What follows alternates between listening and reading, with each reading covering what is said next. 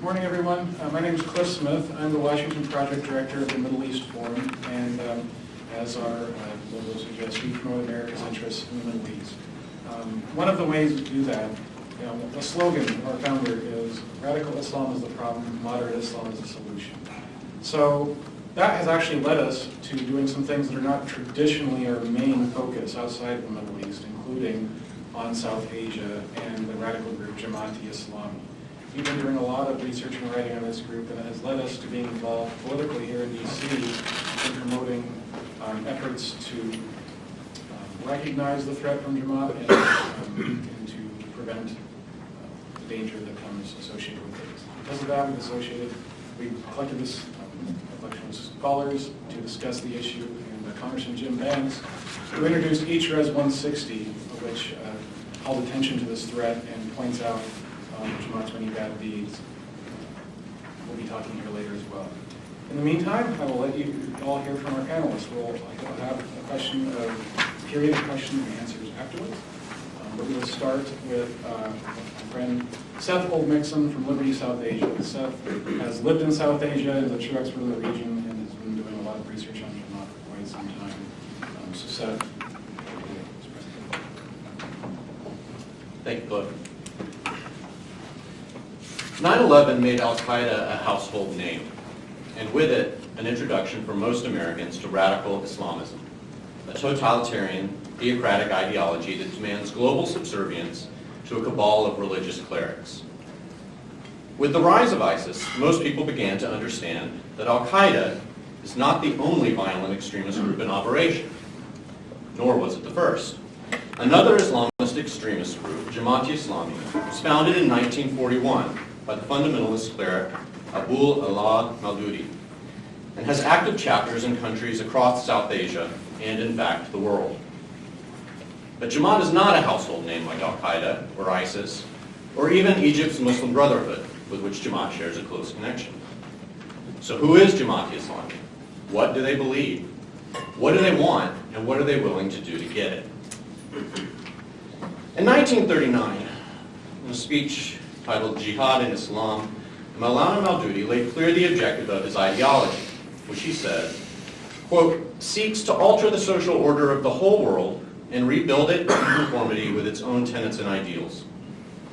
Maududi went on to explain that his goal was to destroy all states and governments anywhere on the face of the earth which are opposed to the ideology and program of Islam, saying that Islam requires the earth, not just a portion, but the whole planet. How did he plan on achieving this lofty goal? In his word, the objective of Islamic jihad is to eliminate the rule of an un-Islamic system and establish in its stead an Islamic system of state rule. Now, of course, we know that these beliefs do not reflect those of the vast majority of the world's Muslims. In fact, it is peace-loving Muslims throughout the world who have suffered the most from this type of violent ideology. But this is what the founder of Jamaat-e-Islami believed, the goals he outlined 80 years ago. Jamaat-e-Islami's guiding ideology and its goal of establishing a global theocracy have not changed from Maulana Maududi's original vision. In fact, Jamaat-e-Islami leader Siraj al-Haq, who coincidentally happens to hold a seat in Pakistan's parliament today, in the Senate, wrote in 2013 that Maulana Maududi has clearly defined jihad and extolled his followers to please read the book Jihad in Islam that I just quoted from a few minutes ago. In 2015, Siraj al-Haq wrote that Jamaat-e-Islami will continue to strive for the implementation of Islamic system as per the vision of Syed Maududi, inshallah. In 2005, another Jamaat-e-Islami leader, Mir Qasim Ali, addressed an assembly of Islami Chhatra Shibir, Jamaat-e-Islami's violent student wing in Bangladesh. During this speech, he predicted the re-establishment of an Islamic caliphate and called on Chhatra Shibir members to be frontline soldiers in bringing about what he termed the end of heathen Western civilization. Jamaat-e-Islami's goal of forcibly transforming the world to meet their vision of a so-called Islamic state was echoed again in 2016 by Siraj al-Haq, while saying funeral prayers for a terrorist convicted of assassinating Punjab Governor Salman Taseer the Jamaat leader prayed for Allah to grant Jamaat-e-Islami the power to enforce Sharia across the globe, a goal for which he declared that he and his followers were ready to sacrifice their lives. The Jamaat-e-Islami's penchant for violence was perhaps best exhibited during Bangladesh's War of Independence in 1971. Jamaat-e-Islami was enlisted by the Pakistan Army to serve as militant proxies. During this time, an estimated 3 million people were murdered, including the country's leading intellectuals. Women, too, were targeted, not only with death, but with sexual violence. Lisa Ghazi's new award-winning film, Rising Silence, documents the plight of hundreds of thousands of women abducted and held in rape camps by the Pakistani forces and their local collaborators. But one doesn't have to look back to the 1970s to find examples of Jamaat violence. The State Department's 2013 report on international religious freedom in Bangladesh noted that according to the main domestic human rights organization, Ain Osalish Kendra, which publishes annual statistics on violence against religious minorities, 495 statues, monasteries, or temples were destroyed, 278 homes and 208 businesses were destroyed, 188 persons were injured, and 1 person was killed during that 1 year. The State Department goes on to note that local, international press, human rights organizations, and community leaders blamed Islami Chhatra Shibir, the violent student wing of Jamaat-e-Islami. Hundreds of Jamaat-e-Islami attacks against Bangladesh's religious minorities have shaken the country to its core in recent years, in what observers have called a coordinated campaign by Islamist extremists to destroy the country's democracy and cleanse it of religious minorities. Jamaat-e-Islami has been linked to Al-Qaeda, has played a key role in both the Afghan Jihad and Kashmir Jihad. In a 2012 television interview in Pakistan, Jamaat-e-Islami leader Munawar Hassan said, and I quote, "I salute the Afghan Taliban. They have defeated America and they have destroyed NATO. It is written all over the mountains. Go America, go. They have humiliated America." Later, in the same program, he said that he believes Osama bin Laden is a great shaheed, an Islamic martyr. In 2013, Munawar Hassan wrote on social media that Muslim youth will argue that victory is earned through bullet after episode of Afghan jihad that has defeated the military muscle of the West. Hassan later posted a photo of American flag-draped coffins of American soldiers, alongside the words, "Afghanistan has become a graveyard for America." Siraj al-Haq echoes this celebration of the deaths of American soldiers. In 2013, he posted on social media that we are proud to have taken part in the Afghan jihad, and the result was that no more USSR exists, and we will see the same fate of the USA. At a Jamaat-e-Islami rally in 2016, supporters chanted, "The cure to India is nothing but jihad." The rally was attended by top leaders of Jamaat-e-Islami, alongside the leadership of another organization, Hizbul Mujahideen. It's important to note that a few months after this, Hizbul Mujahideen was officially designated a global terrorist organization by the United States.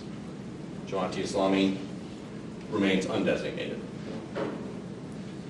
Just last month, Siraj al-Haq addressed another rally of supporters during which he proclaimed that jihad is the only solution to the dispute over Kashmir. In fact, in 2012, Jamaat-e-Islami's official social media account, Verified, declared that jihad is our way and death for the sake of God is the highest of our aspirations. And yet, despite decades of evidence that Jamaat-e-Islami is a violent extremist organization that poses a threat to American allies and American interests in the world, they continue to operate, relatively unknown and certainly underappreciated outside of South Asia. We allow this to continue at our peril. The South Asia Democratic Forum in Brussels explained in a 2015 policy brief that the short-term as well as long-term threat potential of Jamaat-e-Islami cannot be overemphasized. It is foolish to view this economic and political colossus as a pushover just because they lack a strong electoral base. It is not alarmist to claim that Jamaat-e-Islami, if kept unchecked, has the potential to slowly but surely put an end to secularism and democracy in Bangladesh. 30 years ago, the world saw the fall of another totalitarian ideology as the Berlin Wall came crumbling down, amid cheers from people living on both sides. Those in the free world who have been fighting to amplify the voices and secure the basic human rights of those suffering under the oppression of communism. And those on the inside who courageously struggled at great cost to free their own society of that totalitarian menace. Today, we face a similar fight against another transnational organization. Organizations with shared agenda of putting an end to democracy and replacing it with a totalitarian, theocratic state. They pursue this goal by exploiting legal and democratic processes with the intention of undermining and ultimately removing them. And they encourage, condone, justify, and support the commission of violent acts to achieve their political, ideological, and social goals. It's the very definition of violent extremism. Thank you. Thank you very much, Seth. Next, we'll hear from Nadeem Nusrat. He is the chairman of South Asian Minorities Alliance Foundation. Originally from Pakistan, he's been fighting the rights of religious and ethnic minorities in South Asia for much of his life. Nadeem. Thank you, Dave.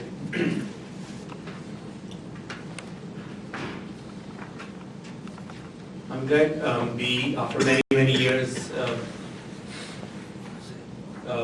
many people in the US and now are paying attention to the issue of Jamaat-e-Islami and the important role it has played in promoting extremism, not only in South Asia but also in the Middle East as well as now in the USA.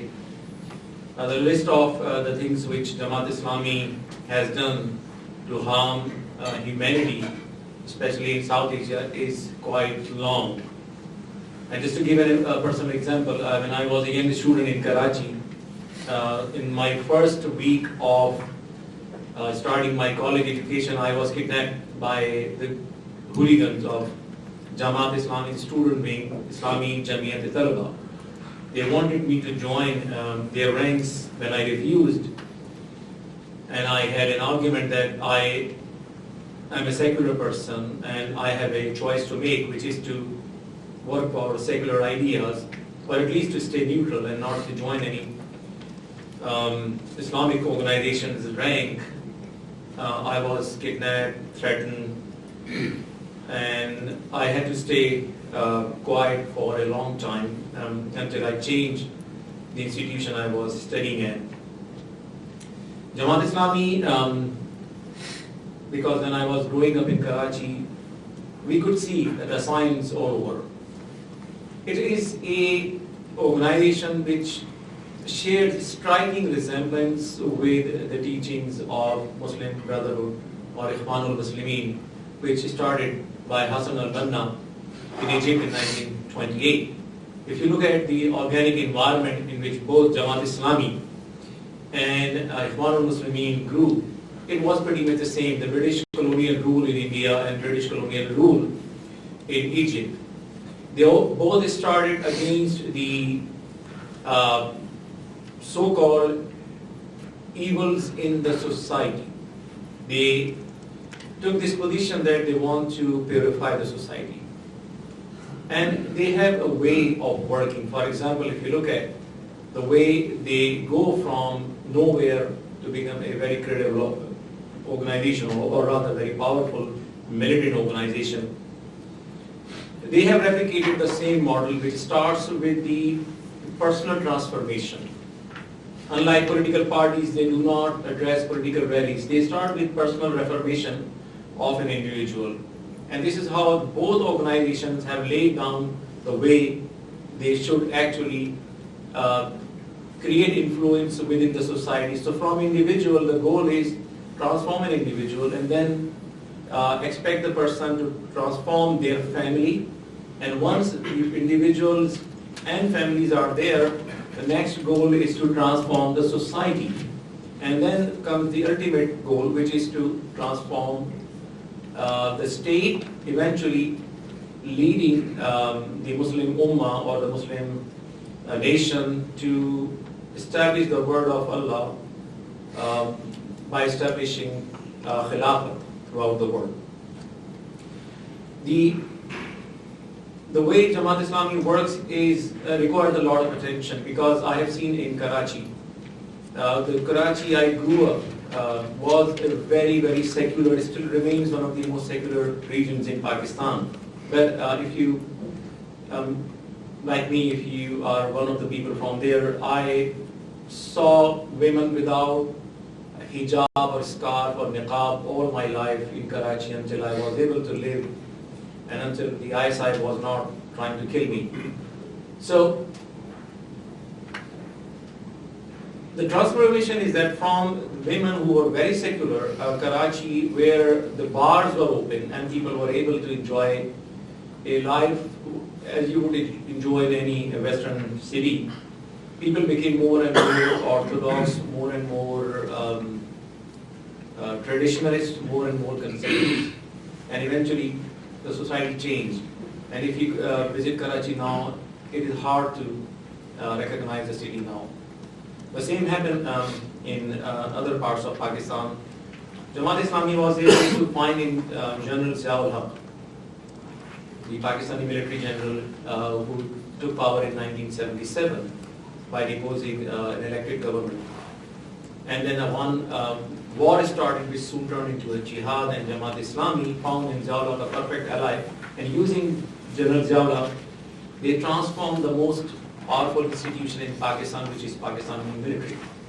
Pakistani military, which as Seth just alluded to, was involved in a large-scale massacre in Bangladesh, the rape of 250,000 plus women, which is documented by the Red Cross.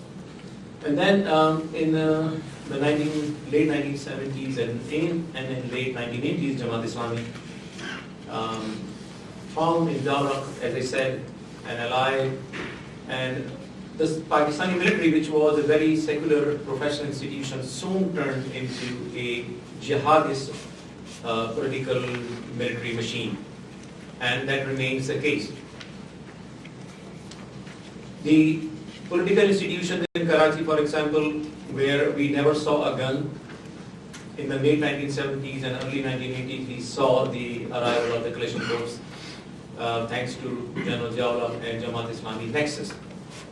The Jamaat activists were able to carry lethal weapons, terrorize people, and try to establish their rate by force. Why it is important for the US?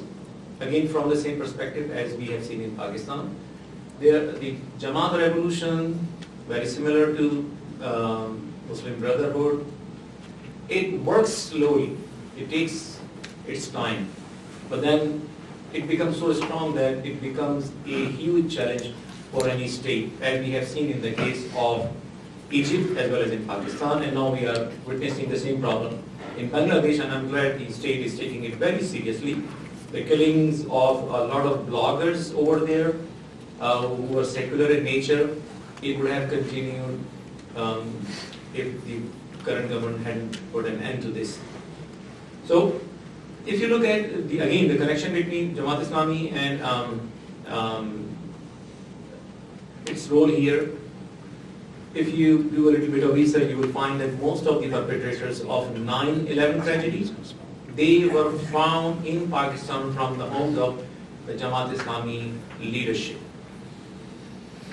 It is very hard to separate Al-Qaeda, ISIS, Jamaat-e-Islami, Lashkar-e-Taiba, Lashkar-e-Jhangvi. They are all in one. And again, Maulana Maududi, if you study his teaching, which I have done extensively, as well as Hassan al-Banna's teachings, again you will find striking resemblance, and which is that it expects every Muslim to transform themselves, transform their family, and then establish the rule of the Lord, the Creator, Allah, and it becomes their duty. So this politicization of Islam and turning Islam into a way of governance rather than a personal means of salvation, rather than a choice of religion. Jamaat-e-Islami has made into a religious obligation. It will be very dangerous to ignore the rise of Jamaat-e-Islami, not in the US but throughout the world. It is something which sooner or later will come and haunt the world. So the sooner we take an action, the better would it be. And again, a lot of religious intolerance we are witnessing in South Asia is down to the teachings of Jamaat-e-Islami. Thank you very much. Thank you very much, Nadeem. Next up is Abha Shankar. She is the Director of Research for the Investigative Project on Terrorism, and she also is the author of a very large report on Islamic Circle of North America, which is Jamaat's chief proxy group here in the United States. Thank you, Seth. So my colleague Sam and I, we are going to be focusing on Jamaat-e-Islami network in the United States. Jamaat-e-Islami has a long and active presence in the United States. Earlier this year, the Investigative Project on Terrorism put together a report on the Islamic Circle of North America, which is Jamaat-e-Islami's most prominent outpost in the United States. I'll start with sharing some of the key findings from our report, and then I'll go a little bit into ICNA's activism in regards to Kashmir, because it's just been such a hot topic of debate in recent months, and finally close with ICNA's ties to Turkey's Islamist leadership. So let me start by sharing with you some of the key findings from our report. Number one, ICNA's founding leadership has deep roots in the Jamaat-e-Islami.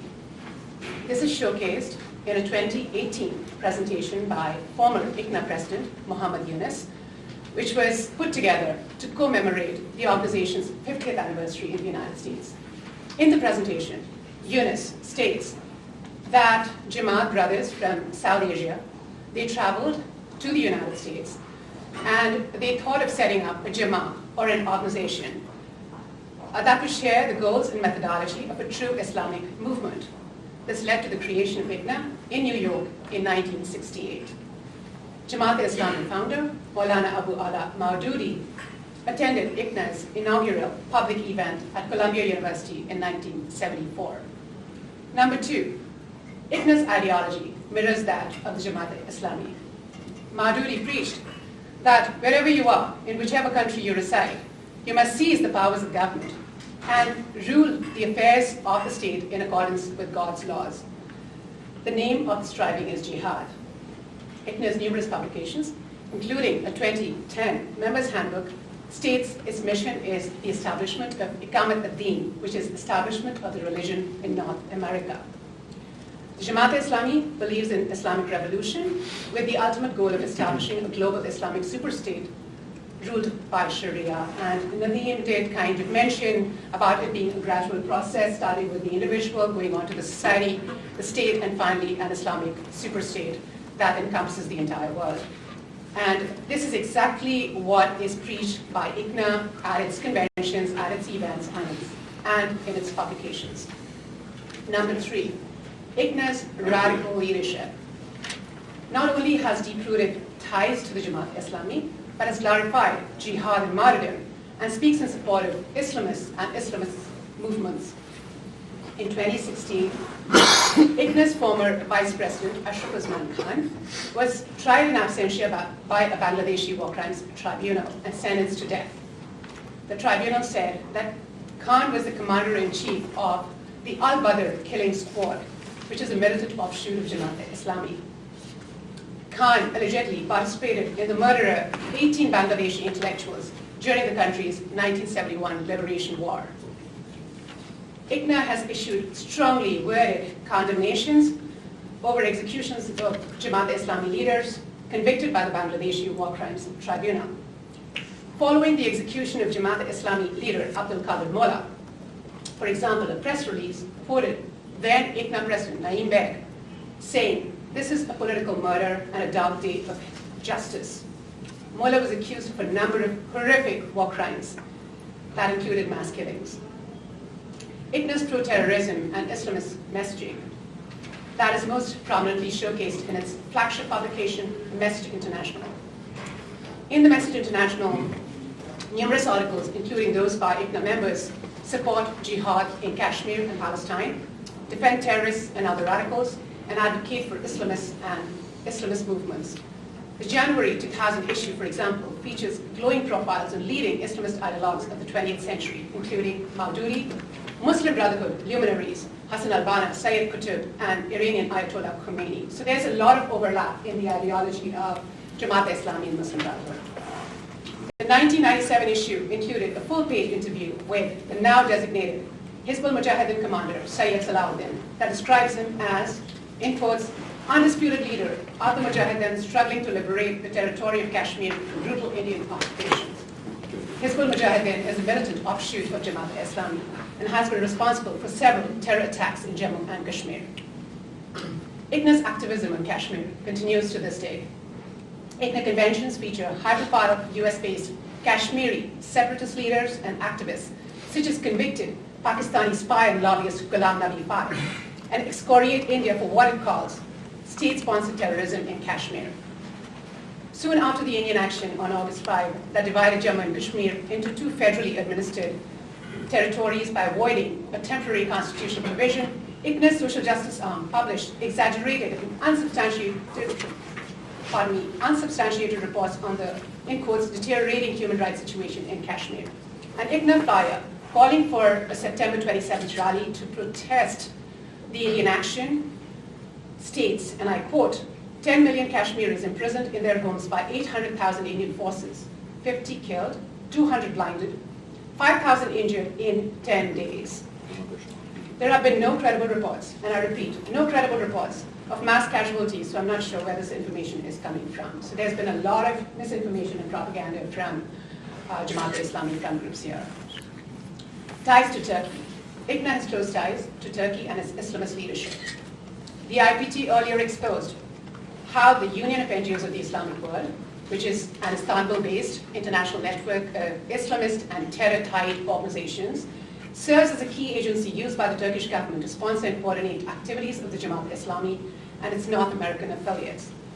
ICNA's overseas charitable arm, that you'll be hearing more about from Sam, the Helping Hand for Relief and Development, and Kashmiri American Council that is led by Ghulam Nabi Bhai, are US-based UNIW members and work closely with the umbrella group to coordinate activities with Jamaat-e-Islami Pakistan and the Al-Khidmat Foundation, which is the charitable arm of Jamaat-e-Islami in Pakistan.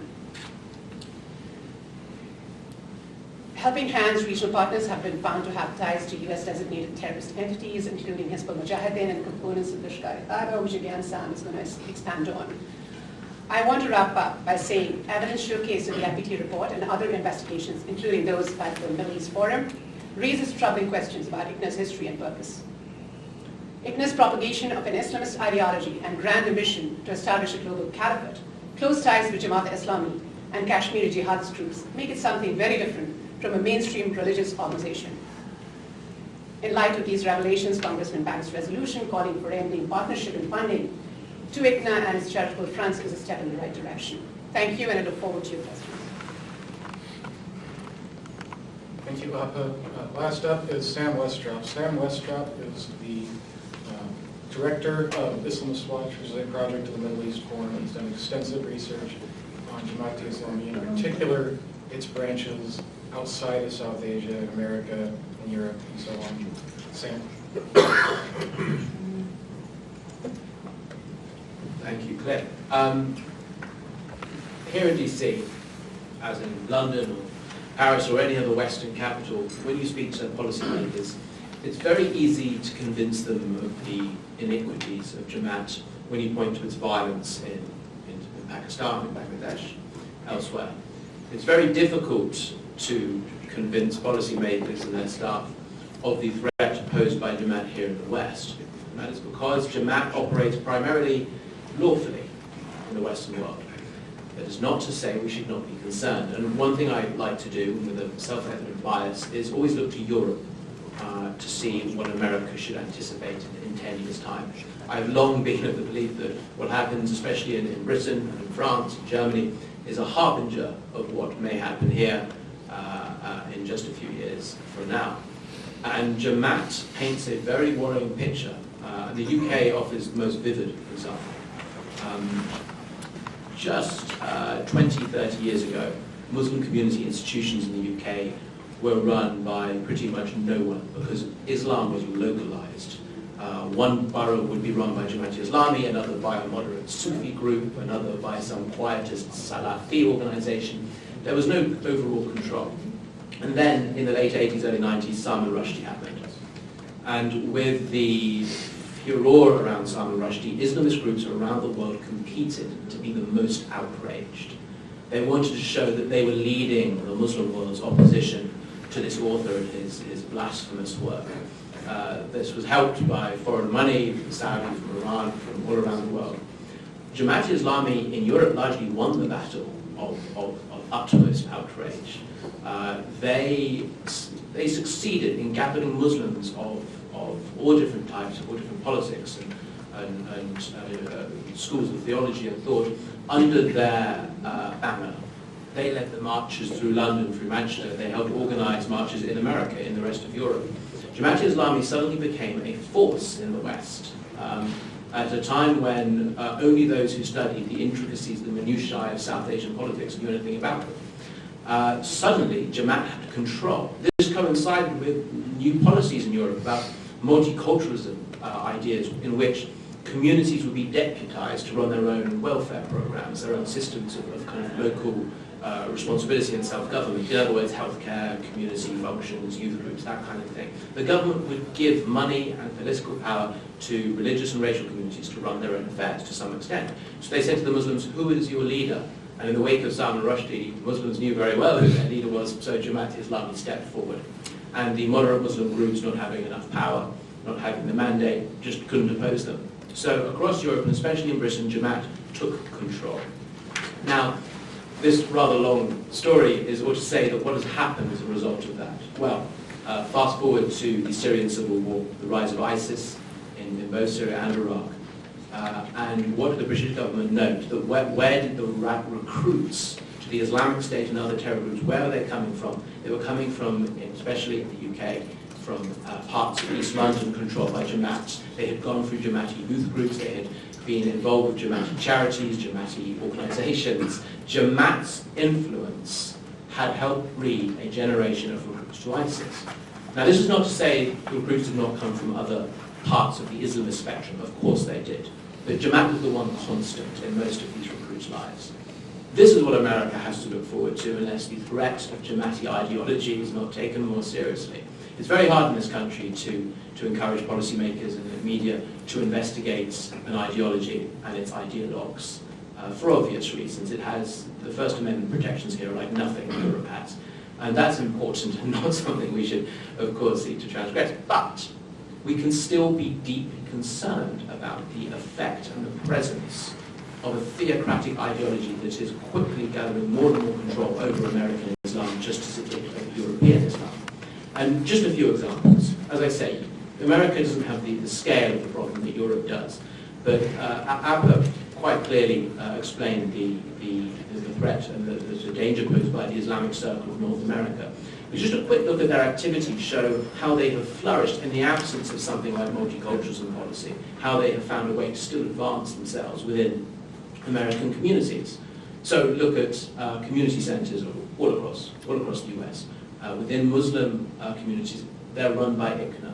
Look at the youth groups, look at local charities, look at food banks. ICNA is involved. And this is a long, key part of the Islamist strategy, the tactics, is to use the long traditions, the good and benevolent traditions of alms and zakat and charity within Islam to advance their own political agenda. It's how the Muslim Brotherhood rose to the fore in Egypt. It's how Jamaat is advancing itself here in the US. So all across the US, Jamaat is doing exactly what it did in Europe 20, 30 years ago. It is using and misusing welfare and charitable infrastructure to advance itself. This means that a generation of kids, Muslim kids, who may not have parents at all involved in the Jamaati tradition, are nonetheless coming into contact with an extremist ideology and being told this is what moderate Islam looks like, this is what true Islam looks like. This is radicalization, and this is happening all across the country. And because there has never been an interest in Jamaat, everyone knows, I think Seth pointed out, everyone knows the Muslim Brotherhood, everyone's heard of the Salafis and Al-Qaeda. Who's heard of Jamaat outside maybe a few people in this room? But we really need to understand what Jamaat is and how it operates, because a whole generation of kids are being taught these ideas. Now, the last thing I'll say is, let's just look at the quick consequences of that already. We may not have Jamaati recruits running off to join the Islamic States or any other terror group around the world, but we are seeing it in other forms, extremely dangerous forms. So, terror finance is the most obvious. Last year, 2017, ICNA has a May relief branch. It's called Helping Hand for Relief and Development. This is their overseas charitable arm. Raises tens and tens of millions of dollars every year. They openly partnered in Pakistan with Lashkar-e-Taiba. And in fact, they partnered with Lashkar-e-Taiba and its political manifestations as well, both of which are banned under US law as terrorist organizations. They openly partnered with this group, which was responsible for the 2008 Mumbai attacks, among others, has killed scores, hundreds, thousands of people. And curiously, there has been no federal investigation, none. Representative Banks' resolution calls for further scrutiny of this, and that is welcome and good. But there has been no investigation of this flagrant breach of US criminal law. It's not the only time that Jamaat domestic organizations have partnered with groups linked to terror. I think Al-Kidmat was mentioned earlier. This is I don't believe that was you. This is the official welfare arm of Jamaat-e-Islami. Al-Kidmat openly funds Hizb ul-Mujahideen, the paramilitary group linked to Jamaat-e-Islami, and even Hamas. In fact, its funding of Hamas is so open that it actively says on Al-Kidmat's website, we are sending money to Hamas. When it comes to evidence for terror finance, you don't get much clearer than that. And Al-Kidmat is the perennial partner, the standard partner of ICNA, ICNA Relief, the domestic relief arm of Jamaat here in the US. These ties are open and obvious and clear. Just last month in Connecticut, or 2 months ago, in Connecticut, a man was convicted in federal court, Fareed Khan. He was convicted of lying to the FBI, but the investigations was much broader than that. The FBI had been looking at the transfer of medical equipment to Pakistan by this man, Fareed Khan, to his brother, who would send him money to purchase medical equipment. The brother is a strong supporter of Lashkar-e-Taiba. It seems that the FBI is looking into some sort of Pakistani terror finance ring, and Fareed Khan was the first casualty in this investigation. Fareed Khan is the New England coordinator for ICNA, or one of the coordinators for ICNA and for Helping Hand for Relief and Development. This is not a coincidence. Jamaat is tied into terror finances as part of its infrastructure. It's been able to get away with it for decades because no one has been looking. With this resolution, that's changing. And now what we really need to do is have policymakers, journalists, the public at large, start to say, Jamaat is present throughout the US. It is involved in terror finance. It is involved in extremism and radicalization. What are we going to do about it? I'm going to give you one last thought. The most important thing the federal government could stop doing right now is funding Jamaat-e-Islami.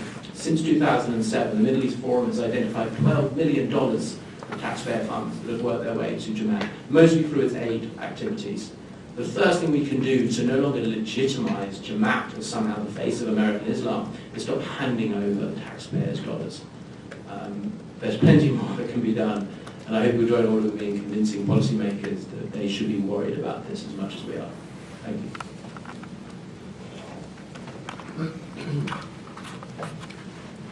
Thank you very much, Sam. Congressman Banks will be here any minute to give his remarks. He's just leading a classified briefing. But in the meantime, we'd like to take questions. So if anybody has any questions for the panel, raise your hand.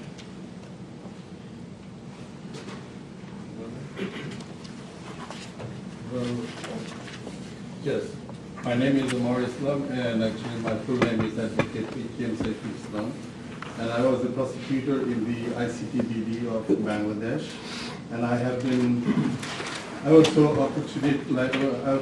so lucky to work as a prosecutor there for 11 crime cases, starting from Ghulam Azams to H.D. Azhar. Connecting to those cases, I was opportunate to visit a lot of places of occurrence and victims families till now. One instance that I wanted to take in what is called Widow's Village near Mymensingh. Part of my investigation to do this case, I went there and I met 42 women. Those were raped and tortured and couldn't disclose their identity for these 43 years in the society. And they came up together, and their age is somewhere from 55 to 60s, something like that. Looking at that situation, we couldn't ignore their demand that these adjudication or these perpetrators must be brought into justice. Now, during the war, as I have started on 1971's 11 months war situation, on that subject matter I started my research in 93, when you know that in Bangladesh there was a Ghana Adalat. Excuse me, sir. Congressman Banks is here. Sure. Wrap up your question real quickly. Sure. My question is, so having been said all this, in a short, my question is, this panel,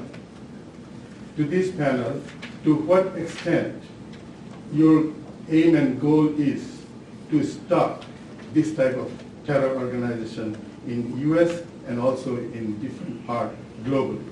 Because in Surah Al-Baqarah, if you see in ayat number 3, it says that those who comes for this intention to correct the society, they are not the Islam doer. They are not following the Islamic Quran and Sunnah. Thank you, sir. So We'll my answer question this is after. how far you can achieve the goal in stopping the finance of U.S. to patronize them. Thank you so much. We'll have you guys answer that after. Please, everyone, give a hand for Congressman Jim Banks, who's working closely with us on this issue. Thank you.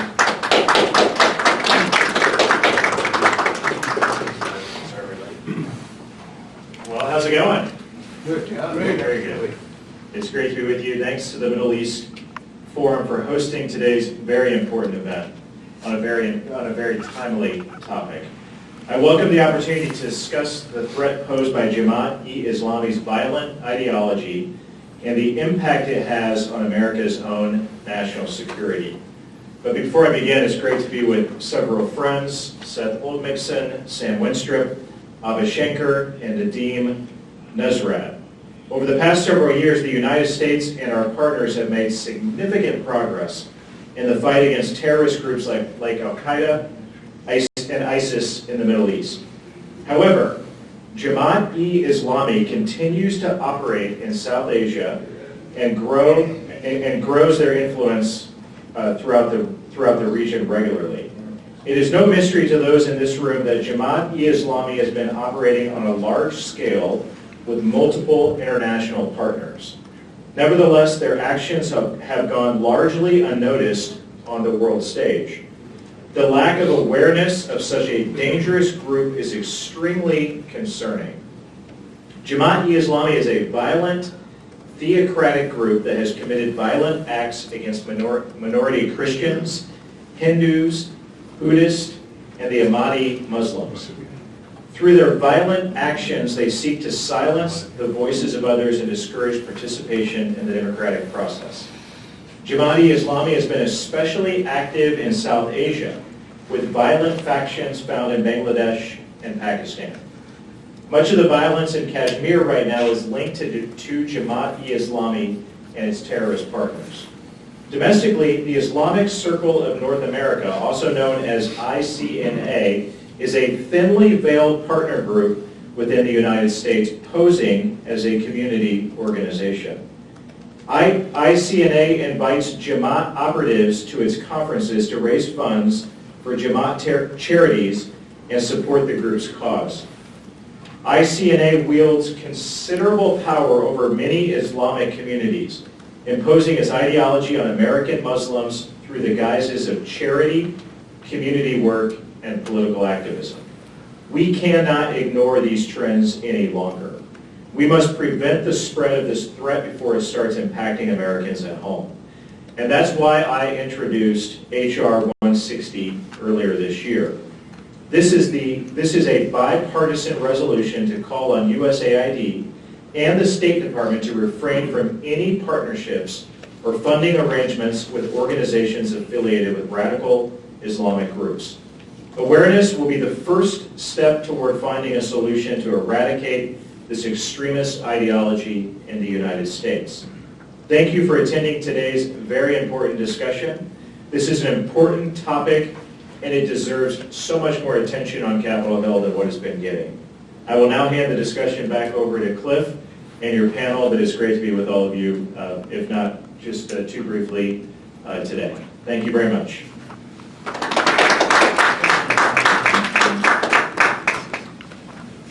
All right, thank you very much, Congressman Banks. And with that, to answer the previous answered question. Absolutely. The question you have raised is very important. I have done a lot of research. I have come across the documents from the International Red Cross, which has catalogued over 250,000 cases of rape. Now it's reaching 400,000. Right. So all those investigations. And there were teams especially sent from the US to help those women in the early and late 1970s. There were hundreds of thousands of cases of mental trauma. If you look at this issue, it's why it is so important to pay attention to, because the perpetrators were Muslims and the victims were mainly Muslims. And this is the most dangerous thing.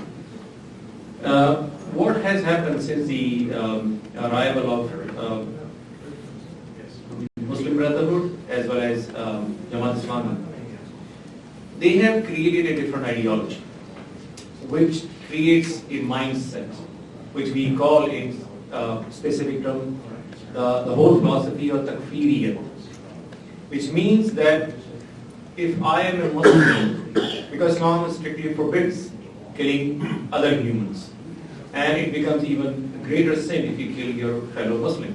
But what has happened since the arrival of these two ideologies is that if I was born as a Muslim, but I am not following certain rules laid down by the Quran and Sunnah, then actually I am not or may not be considered as a Muslim. If I am working with the US, for example, to stop terrorism and I am working to prevent the promotion of terrorism, then I should be treated as an infidel. So my assassination becomes permissible by this ideology. What happened in Bangladesh? Pakistani military came from the West Pakistan, a country which was created in the name of Islam, and when people of Bangladesh or East Pakistan were the only majority Muslim province who had voted for Pakistan in 1947 and before that. But still Pakistani military, aided and supported by an Islamist organization, using their terrorist outfits Al-Badr and Al-Shams, they carried out massacres. I went to Bangladesh very recently and I have witnessed a lot of things. I even went to the memorial of those who were killed. So what is important here is to put an end to this ideology. As I said, I used to teach in New Jersey, in my neighborhood, how this ideology works. I had a family which came from Pakistan, very liberal, very secular. The women of the family didn't cover their head, no scarves, no niqab, nothing. And they started attending this women's circle of ICNA and Jamaat-e-Islami. Men didn't do anything, they just went to their daily jobs. Then the women, slowly I observed the transformation. And within the next 3 months, all the women were covered top to toe, and within the next 6 months, they even started taking niqab. And then they force their husband to grow beard, pray 5 times a day, and send their children to school. This is something which goes undetected for years and years and years, until it becomes a credible threat. Practicing your religion is not a problem. I think we should respect that. But it goes for everyone. When it becomes a problem is, as Sam said, the same thing happened in Europe, especially in Britain, for years. They created very strong-minded people with very hateful ideologies. They divided the world between us and them. And here the problem starts. I think it is still, we have the time to stop this in the USA, but it needs a lot of research. The US Constitution allows freedom of expression, freedom of religion, but when the same freedom becomes a threat to the freedoms of others, there is a time to put an end to this. Exactly. Anybody else want to speak to that? Anybody else want to speak to that? I'll just say, real quickly, to your question about to what extent do we want to stop this? I mean, I think everyone on the panel certainly, obviously wants to stop this threat. It's not something that's going to happen overnight. As I noted, and others as well, Jamaat-e-Islami is still not really well known or well understood here in the way that some of the more sensational groups are. And that's why I do think that Congressman Banks' leadership on this, with the introduction of HRS 160, is really crucial, because it takes that first step of really highlighting and outlining what this organization is and the kinds of acts that they commit. Because once we shine that light on it, then that opens up an opportunity to understand what is the best way through policy levers, through social awareness, to be able to ensure that that existing threat here does not metastasize into something like we see in Pakistan, where it's virtually runs free. And also I just wanted to add that investigative reports, by the Investigative Project on Terrorism and by the Middle East Forum, it has kind of drawn attention to ICNA and the other group, Jamaat-e-Islami group in the United States, is the Muslim Ummah of North America, so to their criminal, illegal activities here. And that has kind of drawn even attention by maybe investigative agencies, and that led to the investigation of Farid Khan of ICNA and his connections with terror financing. So I think it's, writing more reports, exposes, kind of, creating awareness on the, radical agenda of these groups, and then getting others kind of aware and involved, and finally defeating the threat that way. Any other questions? Yes, sir. My name is Dastagir Jahangir. I'm representing DC Bangladesh, Bangladesh border. I have a very simple matter to discuss. It's not a question because everybody we know. Especially, let me give you one example. In Bangladesh, in Bangladesh, U.S. Embassy, whenever they make any social meeting or political meeting in their embassy, they always invite Jamaat-e-Islami there, the representation from Jamaat-e-Islami.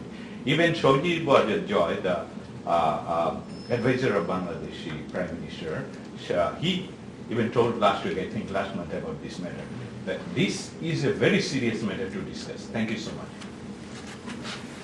Any reactions to that? I'll say something to that. I think that I obviously can't speak to or for the U.S. Embassy in Bangladesh or the State Department, but I do know that in the conversations that I've had in Washington and with a large number of people over the past several years that I've been working on this, it's become quite clear that there is, among a lot of very serious, very intelligent, very well-intentioned people, a lack of knowledge of Jamaat-e-Islami.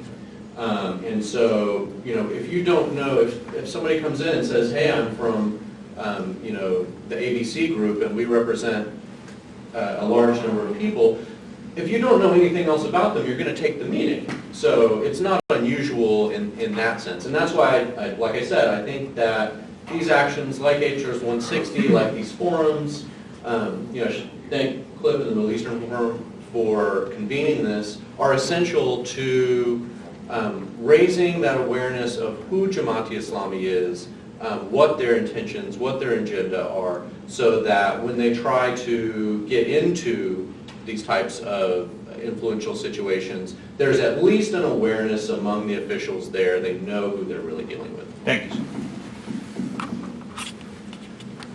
Thank you. My name is Muhammad Ali Arafat. I just got here yesterday in the morning, and a big part of my job is to actually counter the preaching of Jamaat-e-Islami in Bangladesh. I just want to supplement the question that was just raised. Actually, in the U.S. Embassy in Dhaka, we get invited all the time in different occasions. It's not that they don't know about Jamaat-e-Islami. They do, but Jamaat-e-Islami in Bangladesh, I would say that they have the strongest position out of the rest of the countries there, and especially in the young generation. We have to always fight against it, in social media and all that, against their preaching. And we keep on getting threatened by them in the message and all that. And they just don't want to kill us. They want to kill us by giving enormous amount of pain. It's clearly they mention it in the threatening messages. But the thing is, Jamaat-e-Islami is very clever and cunning the way they operate. When they speak to the Western people, they speak in their language. They speak about human rights, about the kind of catchy phrases that are very loved by the Westerners. And they try to do things in disguise. They present themselves in a way as if they believe in all the values of the Western world, democracy and all that. Speaking of that, I want to give an example. One of the Jamaati preachers, before this war crime trial had held, used to come to the television and speak. And he was saying something jokingly, like some preacher went to a village and it was a winter season. And in his preaching, he said that, in Bangladesh, the women, they wear sari. So lots of the blankets were manufactured or made of the saris. So he preached that if it is made of saris, then it is haram, it is banned for the guys to use it. And he said that, right? So at night he had to stay there, he had to stop over. So he was not given any blankets, so he had to be in cold, right? So then, after saying that joke, he said, so why do you preach something which is not, appropriate in timing? This is the preaching of the summer, you preach in the winter. So something they believe in, they won't always say that. They won't always, it comes out very clearly to what, how they, so I'll just wrap it up. So what they believe in is, apparently they'll show they want to participate in the democratic process, election, they have a party and all that. But they actually want to infiltrate into the key organizations, defense, military, administration, and when they'll become powerful, they'll capture the government. This is how they operate there. So my question is, there's some staff also in the U.S. Embassy in Dhaka. We know clearly they belong to these ideas very strongly, but they're in disguise. They won't expose themselves. So somehow I see that, our friends in the U.S. Embassy in Dhaka, they're kind of in love affair with this Jamaati people. And many of them were going through this war crime trial. They got invitation even during that time. They were not captured by then. It was already known. So my just to wrap it up, how can we send this message to our friends in the U.S. Embassy? How quickly and how effectively? By convincing the policymaker in D.C. This is very important because they get this shelter from the U.S. Embassy all the time. That is one of their stronghold, I would say. So that's all I have to say. Thank you. I will actually partially speak to that. So I'm the director of the Washington Project. One of my main jobs is to talk to congressmen, people in the State Department, Homeland Security, FBI, whoever it is, and sort of bring our work and our research to them. We have been working with Congressman Banks. We've been working with every person on this panel, among others that are not here, to start to bring that message. Now, I wish I could tell you that everybody gets it, and in next month everything will be fine and everything will be changed. That's not going to happen. But I think that There's sort of a lot of things that have happened, with the increased violence that we've seen in Bangladesh, with what they've been doing in Pakistan, with what they've been doing in Kashmir, with groups like Middle East Forum, like Liberty South Asia, like the Investigative Project on Terrorism, like South Asian Minorities Alliance Foundation, starting to raise this issue to people in Congress, in the State Department, Homeland Security, so on and so forth. We're at least starting that ball rolling. And I'll let anybody else. I would like to add, one of the issues I myself faced, I have a friend in Bangladesh who I used to work with in the UK. She is a kind of person who has a mind of her own, very bold on those systematic problems within the society dealing with South Asian cultures, and she received a lot of threats from extremist Bengalis living in Britain. When the current government came in power, she went back to Bangladesh and she runs a talk show there. Then she received threats from people living in New York, British, US citizens living in New York of Bangladeshi origin.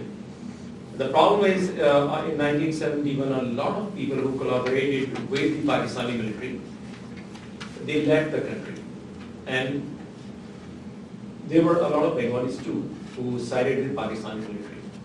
And they decided to settle in Britain. British gave them political asylum, and so did the Americans. And I personally know a lot of people who still have their sympathies with Jamaat-e-Islami and who are still opposed to the creation of Bangladesh, even though they are Bengalis. And in the last few years, they have become very active, and they have created a network which, of course, allows them in this democratic system to express their views and create some room for them. And this is where we come in, as Cliff said, South Asian Minorities Alliance Foundation, because when it comes to resistance to this extremism, I think it should come from within. Muslims should stand up, Bengalis, Pakistanis, Indian Muslims, Middle Eastern Muslims, Egyptians. We can expect the world to come and help us, British Americans. But at the end of the day, it is a job of the Muslim community to tell the world, Osama bin Laden or Hassan al-Banna or Maududi is not my face. I want my religion to be liberated from these people. And this is where we need to stand. And if the pressure comes from the Bengali community, and they go and talk to the State Department, their congressmen, that these people are not our representatives. These are murderers, they are thugs, they are extremists. They do not deserve any other status as the ISIS and or Taliban have. So end of the day, I think it will be our job to make it happen. Thank you. One more thing that I wanted to add to the... Come on, we can get to the people have questions. By the way, thank you, Christian. A great panel. As an executive director of South Asian Minority Alliance, as Nadeem said, that it has to be from the Muslim community. But the important thing is that there's a large Muslim population in South Asia. And as Sam said, this threat has kind of developed in Europe. What other organizations, especially Muslim, moderate, conservative-led organizations, which is one of ours, that Nusrat, are there that we can work together, because this has to grow from within. What can we do to be more proactive now so that we don't face the same issues, because it's going to get very hard, not just for Muslims, but other minorities, because Act of One has an impact on the Sikhs, on the Muslims, on Hindus, on other Christians of different faiths. So could you, Sam, just elaborate more on that, another organization we can partner up with, please? Yeah, of course. So I think one of the things that has been very apparent over the last few months has been the awakening of American Indian communities to the threat posed by Jamaat and other Islamist groups, because they have seen the manner in which American Islamism and Islamism all around the world has decided to side with the Pakistani government's narrative on Kashmir. They saw now in retrospect how American Islam works with the Turks hand in hand with the Turkish regime, but doesn't help the Kashmiris, so it doesn't help the Kurdish. So they see that there's clearly not authentic, principled stance going on here with regards to persecuted peoples, whether they actually be persecuted or not. They see American Islamism choosing its battles very carefully, choosing its foreign friends very carefully. And I think I now see American Hindu organizations and American Hindu activists deeply concerned about the threat. They're only just beginning to understand how pervasive and big it is. I see those in the Middle East now more aware of Jamaat's influence here in the West and how that affects politics and international relations in South Asia. There are many new allies that I think those who are concerned with Jamaat can rely on today that there were not a few days ago, a few months ago, a few years ago. Muslim allies in this field are difficult. There is, of course, the reformist Muslim movement. They are a very small bunch of people, very committed, very hard-working, very right, but they are small in number nonetheless. It is partly, it's our duty, it is everyone's duty to bolster their numbers. And so despite their size, these should be the people that anyone who's concerned with the Jamaati threat is reaching out to. Because if we want a non-Islamist representation of Islam in the US, then working with reformers and promoting them wherever possible is obviously key to that. There are, of course, all those Muslim communities who steer clear of politics throughout the US. They may well be inherently anti-Islamist, but they need to understand what Jamaat is, how it operates. There's no reason that a community of African American Muslims should have any interest or involvement in Pakistani or Bangladeshi Islamism, but it is in their interest for us to educate them to find out. They just don't know it yet. It's the same with, if for example you have Sufi groups from Africa or from the Middle East. Yes, Jamaat in Pakistan and South Asia, it's not their usual beat, but this does affect them. But this Islamism will ultimately affect the right to practice their faith as they want it.